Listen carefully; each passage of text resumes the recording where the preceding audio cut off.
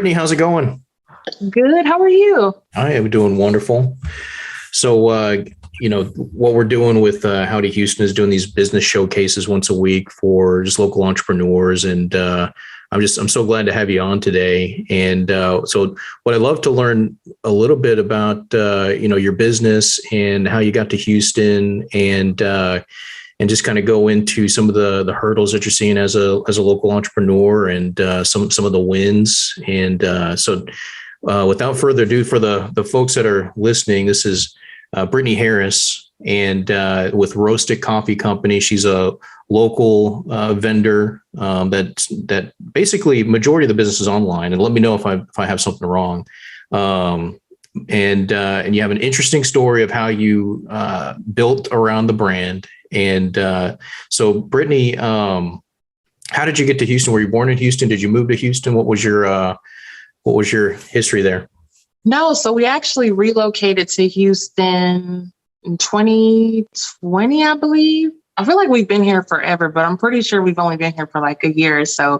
But we sold our house in Arizona and we came out here. Of course, we rented for a year.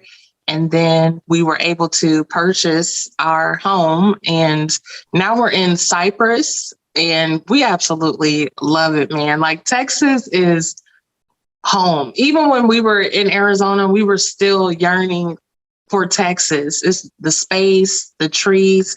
Have you ever been to Arizona before? I haven't. I've been to New Mexico, which they tell me that the heat is kind of a similar heat, as Arizona. But I actually did a small stint at Arizona University for a little bit, out of country. But that's as much as I have with Arizona. The heat, it's like the devil himself lives there, and he's just like spreading it. Like, when I tell you it's a hot that I have never experienced any other place, it's like standing in an oven. So coming out here, like, I know people complain about, but there's humidity and that's more like a dry heat. No, it's hot, very hot.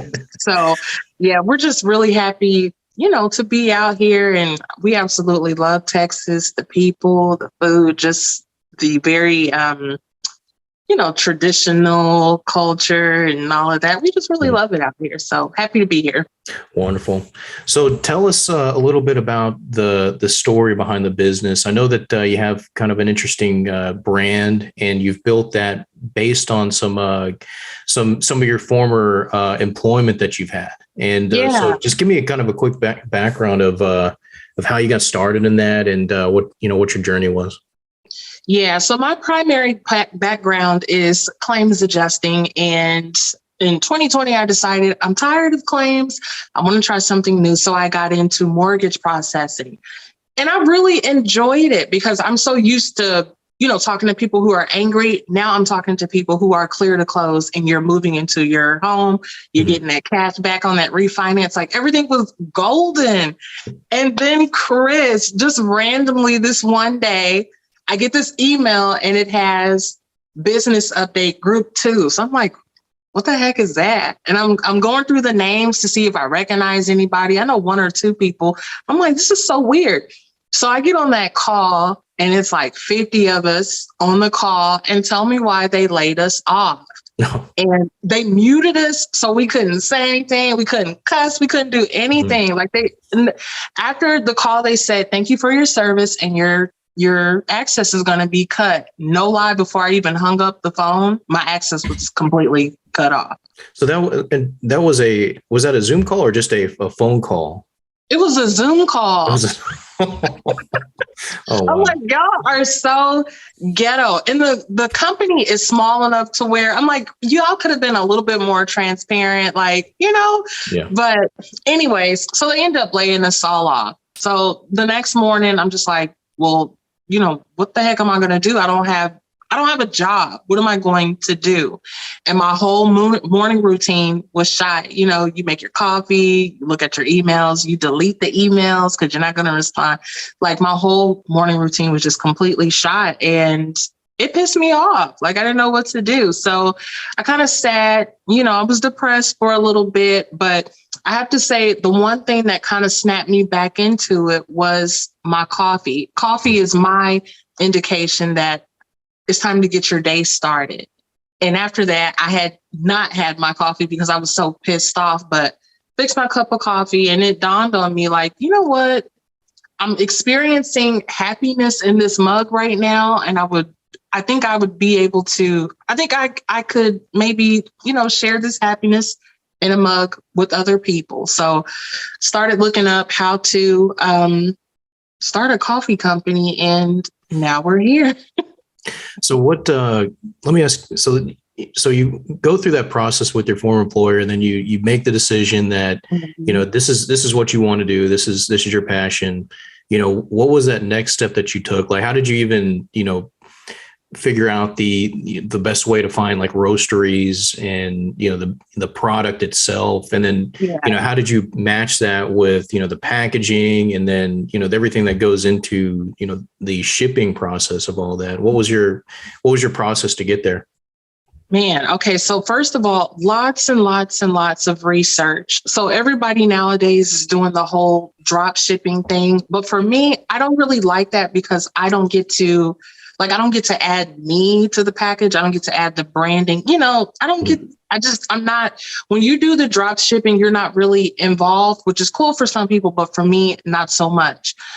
There were roasteries that did drop shipping. There were some that would just send you like the beans and you roast them yourself. I'm not at that level yet.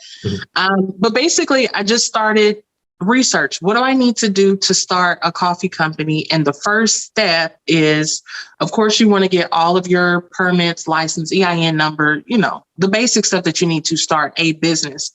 But when it comes to coffee, the first thing you need to do is find a roastery. And I emailed some out here. I emailed some in a couple of other states. Everybody had their different requirements. Some wanted $5,000 up front. Some wanted, your whole business plan. Look, I'm just jumping in. I don't have none of that. So I was able to find one roastery that was like, oh, we'll send you some samples and you let us know if you like them or not. And what they sent me was absolutely bomb. I'm not telling y'all who it is because they're mine. And we've been together ever since. So once you have your permits and your EIN number, your website, your roastery, you're pretty much good to go. And then with the packaging, you can do all of that yourself. So all of my packaging, I do. Of course, social media, I do all of that. And yeah. So tell us a little bit about the brand and the different lineups that you have, because that was the one thing that I really loved. And I didn't know that until I went and kind of read through your story. And then I didn't piece it together until, that story and what those different packaging brands were. Tell us a little bit about the branding, the different coffee flavors that you have, and how you're rolling that out to the public. So what's unique about Roastic is, in addition to the coffee being bomb as hell, let me just say that, all of my coffees are named after things that we say at work. So like per my last email, call IT, not working OT, cold brew, they're all named after things that we say. So I know like most coffee companies, they'll have their coffees divided up by different roast and all of that and filtered. Mine, this is what it is, So as far as how I come up with the names, Chris, I literally sit at work and while I'm handling claims, I'm thinking of coffee names. So that's awesome. Yeah. So when I release a new coffee, there's a new name that I've came up with, and that's pretty much it. I try not to make it so complicated because one of the things that I did notice is that coffee is extremely complicated nowadays. And for me, because I have a tendency to overthink things, the simpler, the better. Yeah. Let me ask you this. What have been some kind of big wins along the process? Maybe some hurdles that you've seen. You have the product, you've developed the packaging, you have amazing brand, and so now it's how do we get into larger accounts versus just maybe the smaller one package here, one package there. Have you had some pretty big wins? What's been some great things that's happened through the process and some hurdles that you've seen? And the reason I ask is because, and even for me as a business owner, I have some amazing wins, and then I have some days that I go home and say, what am I doing? And so I'm kind of curious just to see if you have kind of some of that same process that me and I know a lot of others go through. Yeah, that's actually a really good question. So I would say one of my overall wins is my first month, I was using my personal money to purchase coffee. Mm-hmm. And from my first month, which I got started in February. So from April up until now, I've been able to use coffee proceeds to purchase more coffee instead of taking from my personal money.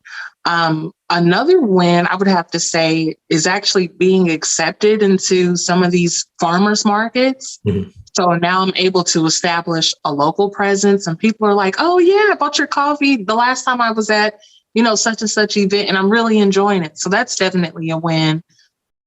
However, one of my biggest challenges, I don't want to call it a failure, but one of my biggest challenges is I'm operating out of my home. Mm-hmm. And I'm sure you know that small businesses, like, we absolutely need social media. There's only so many coffee shots, in here in my house that I can take. So it's like, I got an audit done of my website, and one of the person that I was talking to, they said, well, you need more kitchen shots. Well, my kitchen shot, but that's my personal kitchen. There's like Teddy Grahams and goldfish and cat food everywhere. Like, I can't do that. So it's just I feel like my creativity is a little bit limited because of where I am. But I mean, until I get a trailer or, I don't know, open up a cafe, this is kind of where I'm at. But so far it's been working. So I'm thankful, but still kind of sucks. Yeah. And so some of those hurdles, after this, I'm going to invite you into our networking team. And so some of those hurdles that you're seeing, are things that, especially, outside of just these meetings, we can work to maybe help come up with some solutions for. So outside of this, I'm going to bring you into the networking team, and we'll talk a little bit about ways that we can get creative with that, or just help brainstorm or give some recommendation. Awesome. Awesome. So the farmers markets, which ones are you set up at? Which ones are reoccurring? Where is, as far as the pop-up shops that you're providing? Why don't you give everybody kind of a rundown of the next upcoming events and things that you see yourself doing here within the next month or two? Yeah, so I actually joined the Your Neighborhood Farmers Market organization. Mm-hmm. And if you go on their website, you'll see a breakdown of all the markets, but the ones that I attend primarily are definitely the Bridgeland Market. And then I'm going to do the Fairfield Market this weekend. And once you go on their website, you'll see they have the markets like 1 to 2 times a month. And my plan is to hit every Cypress market. I need to be everywhere. So the next one at Fairfield is on the 15th, and then there's one at Town Lake on the 21st. And I believe there's another one towards the end of the month, but I can't remember what that one is, but I'll have to let you know. But if you know of any upcoming markets, definitely let me know, because I'm trying to be everywhere as much as possible. Yeah, there's a few groups that I interact with that are just solely those pop-up shop type of events. And we talked a little bit about the Tomball, and then I believe Old Town Spring has some of those as well. And to be honest, I'll just be driving down the road and I'll see just the farmers markets. I saw one in the Heights the other day that was it probably had 30 different tents in there. So they're all over the city. And I think within our business, we're going to look at doing some of that as well. So let me ask you this: the tents and then the booths within those farmers market, is it pretty reasonable to like investment that they ask for, or what's? Yeah, I would say so. So going back to your neighborhood's farmers market. So if you sign up as a member, if I'm not mistaken, you got to pay the one-time fee. I can't remember exactly what it is, but you pay the fee. And then every market, you get to use the vendor amount, which is $49. So I'm like, and the markets are only for like three or 4 hours. Mm-hmm. So I'll spend $49, take all of my coffee, and it's nearly gone. That's awesome. Yeah, it's definitely worth it. Yeah, it's almost, it's almost to the point where you almost need a few people around town doing it every single weekend. And if you're selling out that quickly when you go to these, I mean, that's amazing. Yeah, that's definitely my plan. I would love to be able to have my trailer where I can serve, hot and cold drinks, and then down the line have like some tables scattered around everywhere. I'm trying to be like the coffee mafia out here. I want to be everywhere. So that it's going to happen. And let me ask you this: the shipping, how far are you shipping currently? Wait, say it again, because I think the connection cut out a little bit. Yeah, that's the story of my life. How far are you shipping the product currently? Everywhere. Everywhere. So entire United States. Yeah, everywhere. Okay. Yeah, I've shipped stuff New York, Florida a couple of times, here, Arizona, everywhere. Have you seen anything outside of Texas or the local market here that's been ordering more than ordering more than the local market here? I would say Florida for some strange reason. Like it's hot there, like it is here, but apparently they love coffee too.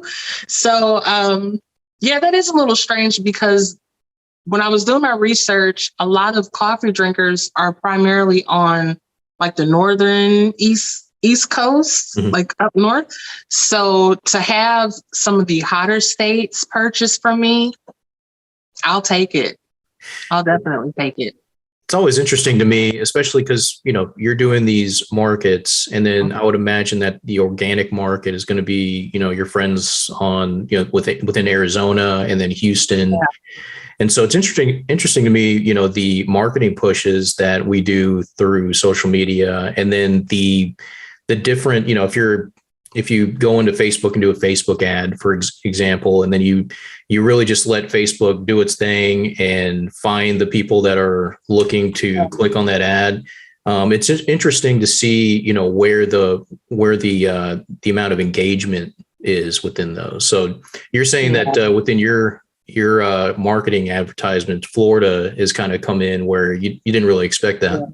Yeah, definitely Florida. But I think it also depends on, like, I guess when we think of coffee, a lot of people just think of, just straight black coffee. But I'm about to geek out for a minute, but there is so many different things that you can do with coffee. So I'm surprised, but yet I'm not surprised because of the unlimited things that you can do with coffee. I mean, who doesn't like coffee?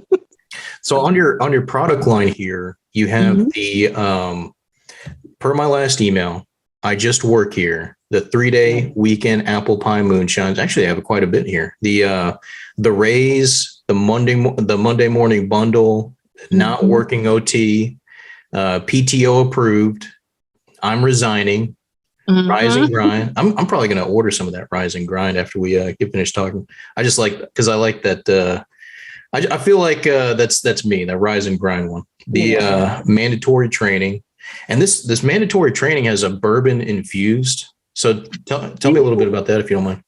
So I have my apple pie moonshine and the bourbon infused coffee, but they are non-alcoholic. But when I tell you, you drink that coffee, it's going to make you feel good, but I promise you're not drunk. It's just it's just that good. But yeah, if you want to put a shot in there, feel free. I bet it goes well. Yeah, with some ice, and then you put the whipped cream on top. I'm telling you, it's a lot you can do with coffee, but I'm really happy with Roastic and how it's turned out, and how each name kind of resonates with an individual, and it's just been really cool to see. Wonderful.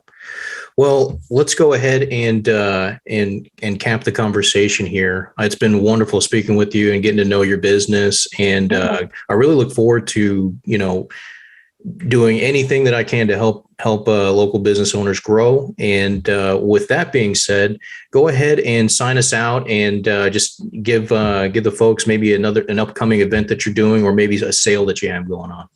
Alrighty, guys. So yes, so I will be at Fairfield this weekend, which is May 15th. I think the market is from 10:30 to 1. I'll have to double check the dates, but yeah, I'll be there.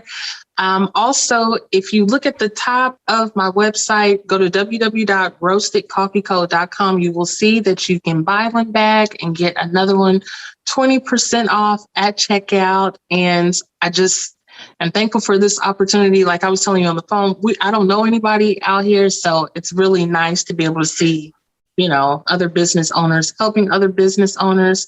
And I don't know what coffee you're drinking in that mug, but I'm going to have to fix that. Brittany, I thank you so much. Yeah, you have a good day. I'll talk to you later. All right.